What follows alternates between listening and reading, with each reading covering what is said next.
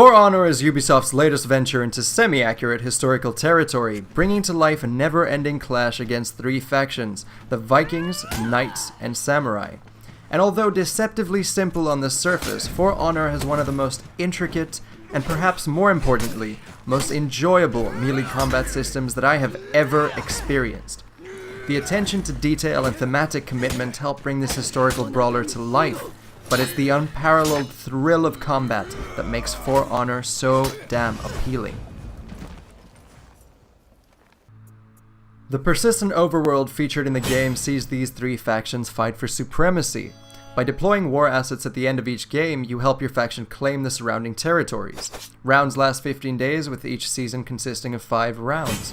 And though it's still too early to tell what the end of each round will bring or how much the system will drive players, it's a neat concept that shows great potential.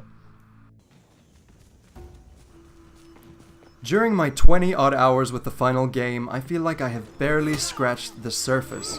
There are 12 playable heroes as of now, 4 for each faction, split into Vanguard, Heavy, Assassin, and Hybrid.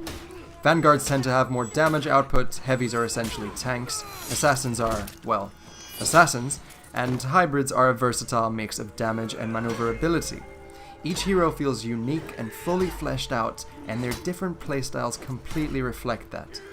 Let's take Nobushi for instance, a long-range, versatile hybrid.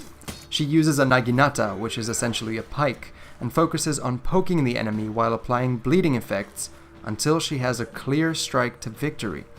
And that's just one of many ways she can be utilized. Exploring each character's strength and using them to your advantage is one of the many ways that the game's brilliance truly comes through.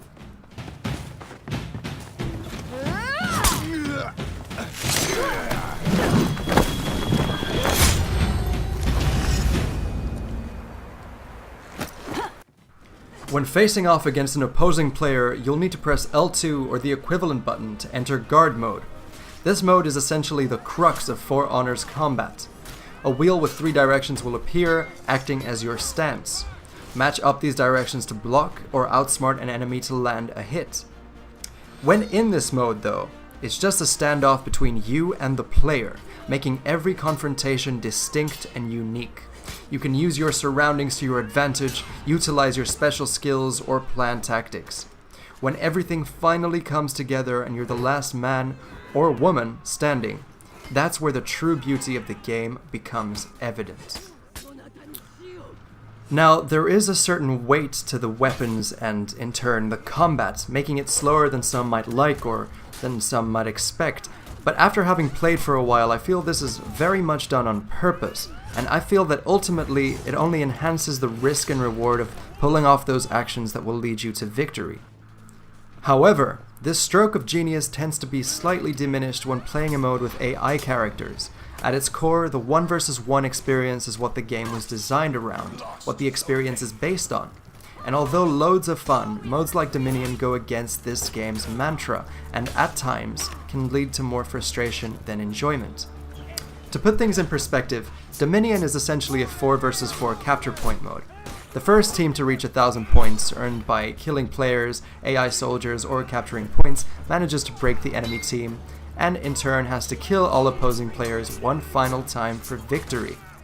The enemy team can make a comeback by rallying, and this process can go back and forth until said team is defeated. My issue with this, however, is the fact that one-on-one duels don't really seem to be present. In the constant chaos that surrounds you, a 1 versus 1 fight leaves you open to players of the opposing team to just swipe right in and take you down.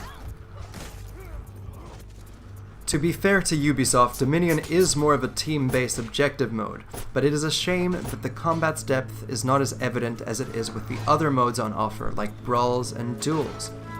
Having said that, ironically enough, Dominion tends to be my preference, as it's the only mode to encompass the thrill and chaos of all-out warfare.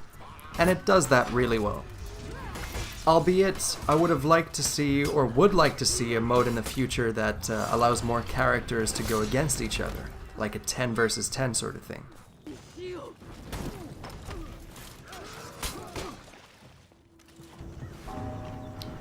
The game itself looks absolutely stunning on a PS4 Pro. While I would have appreciated an option for 60 frames per second with scaled down resolution, the native 2560 by 1440 looks very, very impressive. I'm still holding on to that tiny glimmer of hope for an update that might allow this in the future, but I really can't complain. I wouldn't say the maps are in abundance, but the weather is varied, and that, alongside the time of day, can make a single map go a very long way. That rhymed. But the weather effects are rendered beautifully, from snowy peaks to blooming cherry blossoms, and the overall atmosphere lends greatly to the battle at hand. One of the most impressive features of the game is its sheer level of customization. Each of the 30 reputation levels of each character unlock new outfits, designs, ornaments, and color schemes that you can equip individually or add to any piece of clothing you have unlocked the design for. Evidently, there is a lot of microtransaction potential here, but you can unlock everything just by playing the game, although I really don't even want to know how long that would take for even a single hero. The game's approach to gear, on the other hand, is quite interesting. Each hero can scavenge for gear, netting them items that have direct correlation to the hero's stats. Nobushi's Naginata, for example, has 3 pieces: the shaft, the blade, and the guard. Each piece can be upgraded to increase attack, defense, throw distance, generally in a way that tailors the character to your playstyle. While you can spend your hard-earned steel, which is the in-game currency, to buy packs, you can also buy steel with real money. While I like the fact that said gear does have levels of rarity and directly affects the hero you're playing, I am a little worried about players being able to buy their way to victory. And as far as I've seen, that is very much a possibility. The learning curve may be quite high, and patience might wear a little thin, and while not for everyone, if you stick with For Honor, get to know its intricacies and learn its deep, complex combat, you'll be surprised to find one of, if not the best, melee fighting games to come out in the past decade. For that and so much more, For Honor receives a solid 9 out of 10. My name is Dionysis, and for all the latest news, reviews, and previews, stay tuned to maggamer.com.